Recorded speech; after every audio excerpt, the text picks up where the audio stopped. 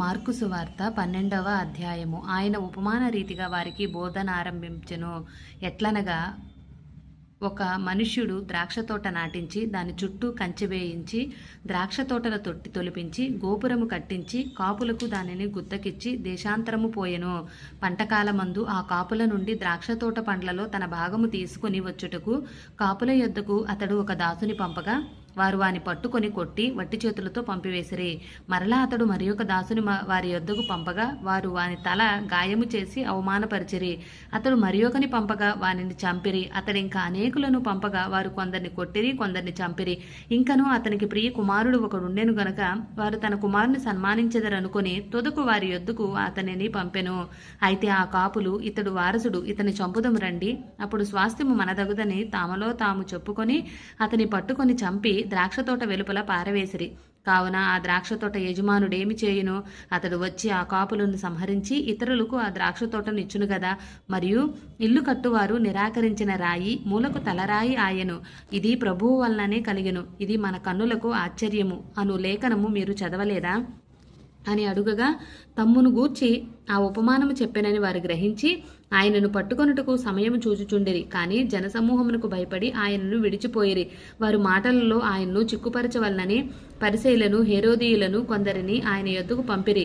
వారు వచ్చి, బోధకుడా, నీవు సత్యవంతుడవు, నీవు ఎవరిని లక్ష్యపెట్టని వాడవని మేమెరుగుదుము. నీవు మొహమాటము లేనివాడవై దేవుని మార్గము సత్యముగా బోధించువాడవు. కైసరుకు పన్ను ఇచ్చుట న్యాయమా కాదా? ఇచ్చెదమా ఇయ్యకుందుమా అని ఆయనను అడిగిరి. ఆయన వారి వేషధారణను ఎరిగి, మీరు నన్ను ఎందుకు శోధించుచున్నారు? ఒక దేనారము నా యొద్దకు తెచ్చి చూపుడని వారితో చెప్పెను. వారు తెచ్చిరి. ఆయన ఈ రూపమును పై వ్రాతయు ఎవరివని వారిని అడుగగా వారు కైసరివి అనిరి. అందుకు యేసు, కైసరివి కైసరునకు, దేవుని దేవునికి చెల్లించుడని వారితో చెప్పగా వారాయన గూర్చి బహుగా ఆశ్చర్యపడిరి.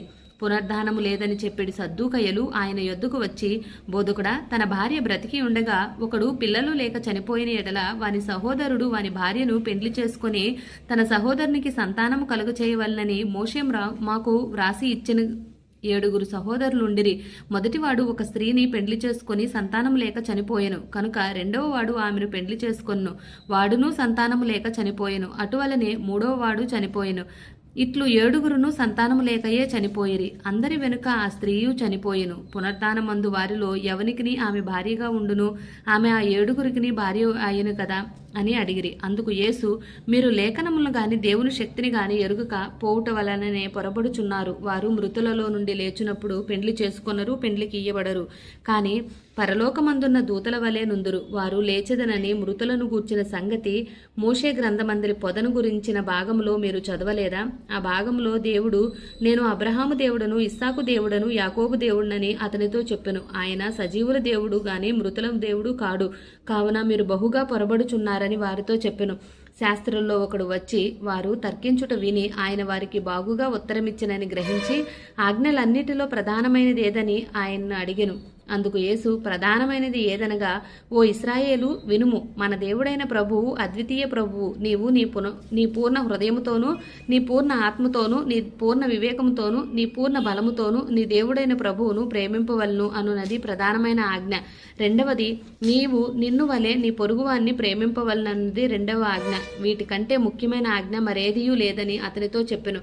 ఆ శాస్త్రి, బోధకుడా, బాగుగా చెప్పితివి. ఆయన అద్వితీయుడనియు ఆయన తప్ప వేరొకడు లేడనియు నీవు చెప్పిన మాట సత్యమే. పూర్ణ హృదయముతోనూ, పూర్ణ వివేకముతోనూ, పూర్ణ బలముతోనూ ఆయనను ప్రేమించుటయు, ఒకడు తన్ను వలె తన పొరుగువాని ప్రేమించుటయు సర్వాంగ హోమములన్నింటికంటేనూ బలుల కంటేనూ అధికమని ఆయనతో చెప్పెను.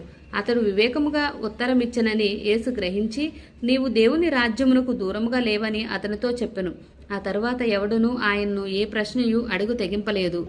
ఒకప్పుడు యేసు దేవాలయంలో బోధించుచుండగా, క్రీస్తు దావీదు కుమారుడని శాస్త్రులు చెప్పుచున్నారేమి?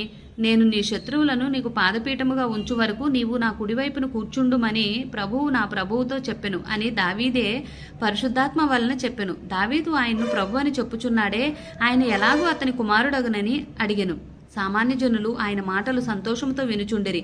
మరియు ఆయన వారికి బోధించుచు ఇట్లనెను, శాస్త్రులను గూర్చి జాగ్రత్త పడుడి. వారు నిలువుటంగీలు ధరించుకొని తిరుగుటను, సంత వీధుల్లో వందనములను, సమాజ మందిరములో అగ్రపీఠములను, విందులలో అగ్రస్థానములను కోరుచు, విధవరాండ్ర ఇండ్లు దిగమింగుచు మాయావేషముగా దీర్ఘ ప్రార్థనలు చేయుదురు.